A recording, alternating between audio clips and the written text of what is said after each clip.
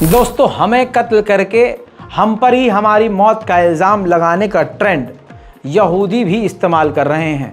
ये सिर्फ ट्रेंड भारत में नहीं, यहूदियों में भी इस्तेमाल हो रहा है। दोस्तों, पिछली रिपोर्ट में मैंने आपको बताया कि गाज़ा के एक भरे हुए अस्पताल पर इजराइल ने मिसाइल दाग दी, जिसमें अब तक 1200 से 1300 लोग बिना किसी वजह मारे गए हैं। जो पहले से मौत के मुंह में थे और जो मौत के मुंह में थे उनके परिजन, वो सब के सब अब इस दुनिया में नहीं रहे। स्थिति आपको पहले की रिपोर्ट में बता चुका हूं और इसके बाद पूरी दुनिया एक ही चीज़ कर रही है, कंडेम कंडेम कंडेम। लेकिन दोस्तों, आइए अब आपको कुछ बड़ी जानकारी देता हूं कि अब उथल पुथल में क्या हुआ है। इजराइल ने इस रॉकेट का इल्ज़ाम अपने ऊपर लेने के बजाय खुद इस्लामिक जिहाद पर लगा दिया। कहा कि इस्लामिक जिहाद की हमेशा मिसाइलें 40% खुद गाज़ा के अंदर गिरती है और ये मिस फायर था। हालांकि सारी दुनिया जानती है कि अस्पतालों को लगातार टारगेट करने वाला कौन है, अस्पतालों को वार्निंग देकर उस पर हमला करने वाला कौन है, यूएन की बिल्डिंग को उड़ाने वाला कौन है, वर्ल्ड फूड ऑर्गेनाइजेशन की बिल्डिंग को उड़ाने वाला कौन है, मेडिकल हब को उड़ाने वाला कौन है। दोस्तों, सब जानते हैं। लेकिन इजराइल अब सीधा सीधा इल्ज़ाम गाज़ा के कत्ल का इल्ज़ाम गाज़ा के लोगों पर ही लगा रहा है। यह हमला पूरी तरह से इजराइल ने ही किया था। कैसे, मैं आपको दिखाता हूं। हमला होते ही ये एक बंदा है जो कि मूसाद का है, इसने ये ट्वीट किया और पहले ट्वीट में इसने खुद लिखा कि ब्रेकिंग, इजराइल एयरफोर्स ने हमास टेररिस्ट के बेस पर, हॉस्पिटल के अंदर जो है टेररिस्ट बेस था, उस पर हमला किया और कई सारे आतंकवादियों को मार गिराया। लेकिन जब ये क्लियर हो गया कि वहाँ कोई आतंकवादी नहीं, सिर्फ और सिर्फ सिविलियन मारे गए हैं, आम नागरिक मारे गए हैं, बच्चे मारे गए हैं, तो उस मूसाद के कुत्ते ने तुरंत प्रभाव से, जी हाँ, तुरंत प्रभाव से उस ट्वीट को डिलीट किया और उसकी जगह ये ट्वीट किया जिसमें उसने सीधा सीधा इल्ज़ाम हमास पर लगा दिया। कह दिया कि कुछ अजीब सा कुछ धमाका हुआ है गाज़ा के अंदर और हमास जो है इजराइल को इसके लिए ब्लेम कर रहा है, लेकिन इसके पीछे हमास है। दोस्तों, तो आप समझ सकते हैं कि जिस तरह से भारत में गोदी मीडिया और अंधभक्त काम करते हैं, मूसाद भी उसी फ्लो पे काम कर रहा है। लेकिन दोस्तों, एडवांस ज़माना है, लोगों के पास स्क्रीनशॉट मौजूद हैं। अब मूसाद भी और इजराइल भी पूरी तरह से नंगा हो गया है। मेरे दोस्तों, वर्ल्ड हेल्थ ने भी इसका पूरी तरह से कंडेम किया है कि इजराइल ने सरासर गलत किया है। दोस्तों, अब तुर्की में ज़्यादा खतरा यहूदियों के लिए बढ़ गया है, जिसके बाद बता दूं कि इजराइल ने रेड अलर्ट जारी कर दिया है तुर्की में रहने वाले यहूदियों के लिए और कह दिया है कि जितने भी यहूदी तुर्की में रहते हैं, जल्द से जल्द वो वापस इजराइल आ जाएं।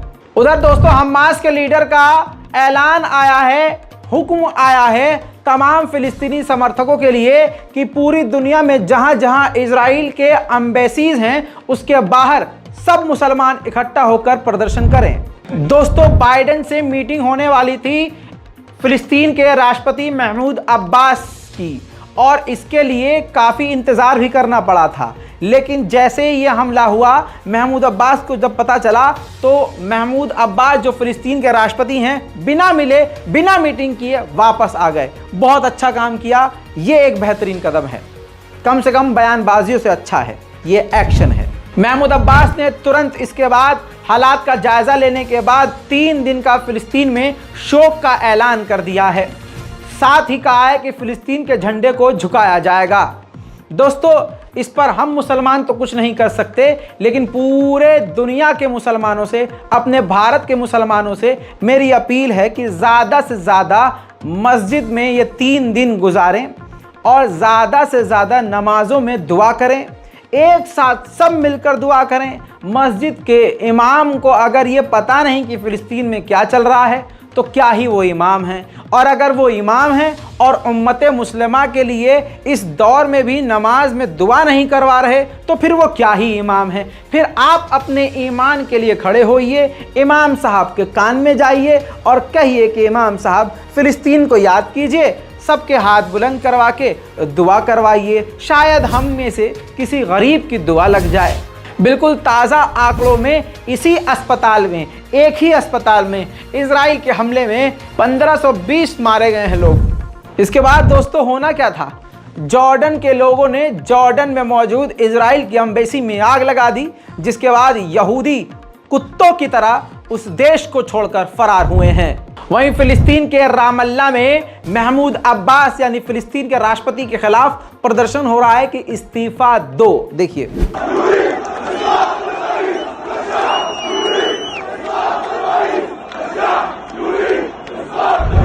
इसके बाद होना क्या था, अब ये तस्वीर लेबनान से आ रही है। लेबनान में प्रदर्शन हो रहा है, लेबनीज लोग डिमांड कर रहे हैं कि अब ये जंग हिजबुल्लाह ज्वाइन कर ले।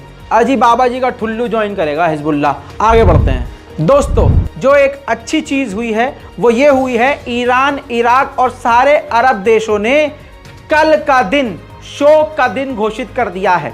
लेकिन मेरा सवाल यहीं पर है तमाम बेगैरत अरब देशों से, जो छाती पीटने को तैयार हैं लेकिन इजराइल के द्वारा जो गाजा पर मिसाइल और बम गिर रहे हैं उसको रोकने को तैयार नहीं है। कमाल की बात है, मतलब आप दवाई खाने को तैयार हो लेकिन परहेज नहीं करोगे तो भाई बीमारी खत्म कैसे होगी। दोस्तों, फिलिस्तीन के जनीन की मस्जिद में, तमाम मस्जिदों में ऐलान होने लगा इस कत्लेआम के बाद कि गाजा के लोगों के समर्थन में खड़े हो जाइए।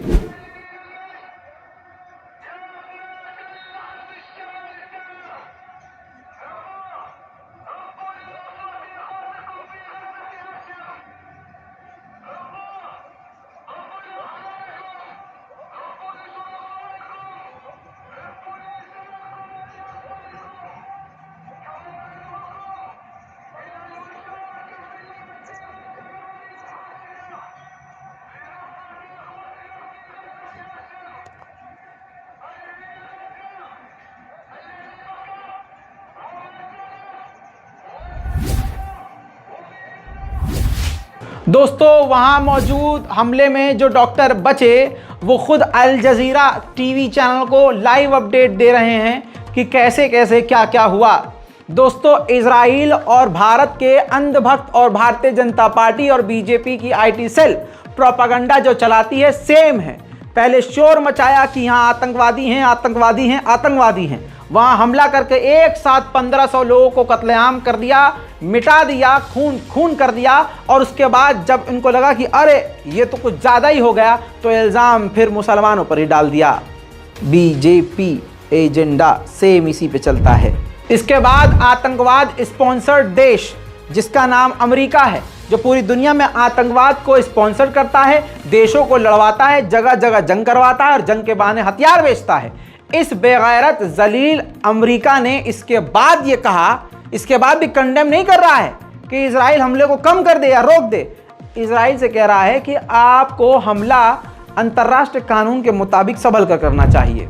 उधर तुर्की का कुर्दोगलू रजब तैयब एर्दोगान, बड़ा शेर बनता था अगला आदमी, बहुत बड़ा शेर, एक सीरियल क्या बनवा दिया अर्तुगरुल गाजी, और दुनिया पागल क्या हो गई उसके लिए। भारत, पाकिस्तान, पता नहीं कहाँ कहाँ लोग पागल हो गए उसके लिए।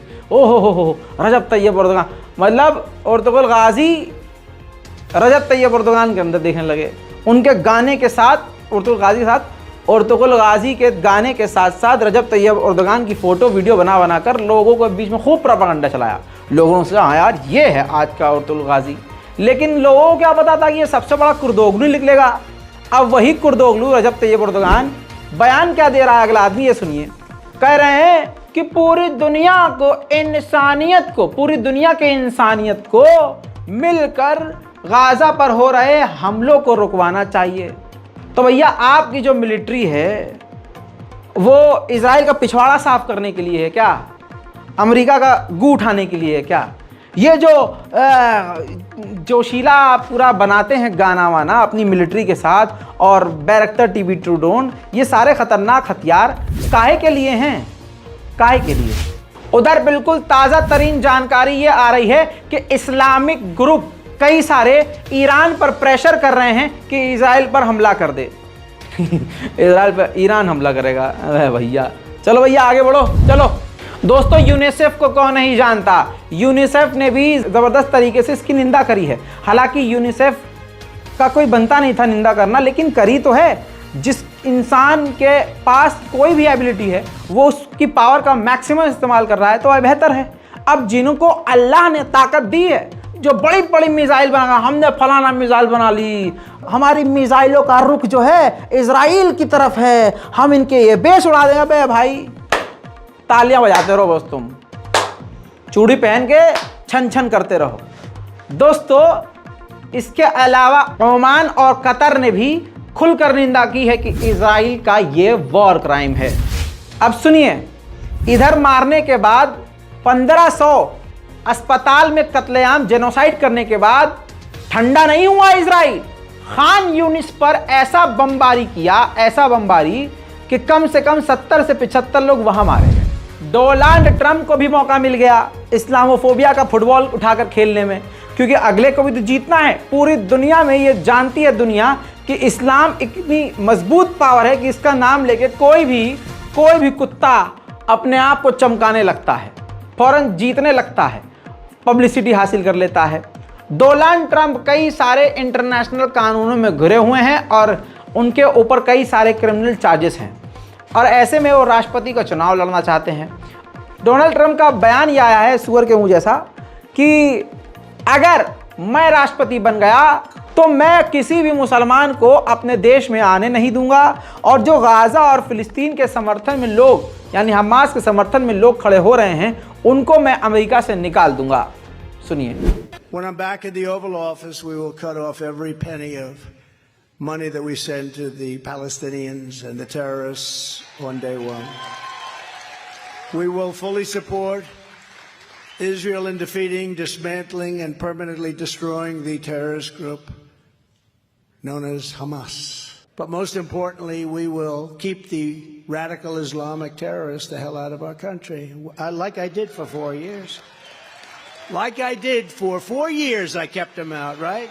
But as I've already said many times. उधर यूरोपीय यूनियन के चीफ ने कहा है कि सिविलियंस को निशाना बनाना अंतर्राष्ट्रीय कानून का उल्लंघन है। भैया, ये तो बच्चों को पता चल गया, कुछ नया बोलो या कुछ करके दिखाओ। ये सब कातिल हैं जो सिर्फ कंडेम कर रहे हैं ना, ये सब के सब इजराइल से मिले हुए हैं।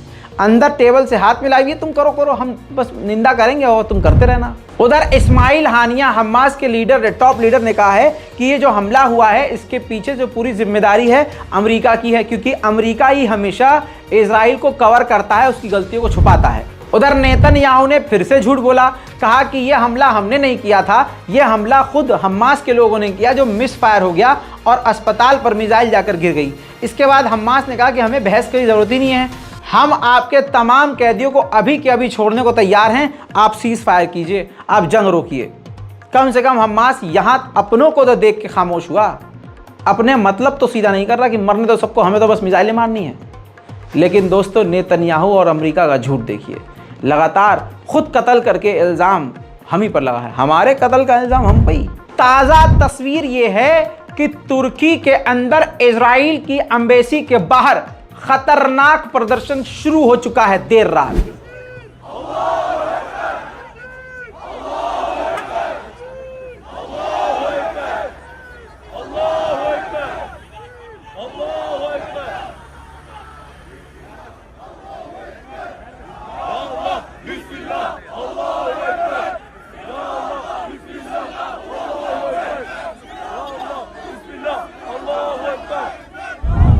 बहुत सारी खबरें, बहुत सारी जानकारी आ रही है। जल्दी इस वीडियो को शेयर कीजिए और हमारे चैनल रज़ाग्राफी को सब्सक्राइब कीजिए ताकि तमाम जानकारी आपसे मिस ना हो। जय हिंद।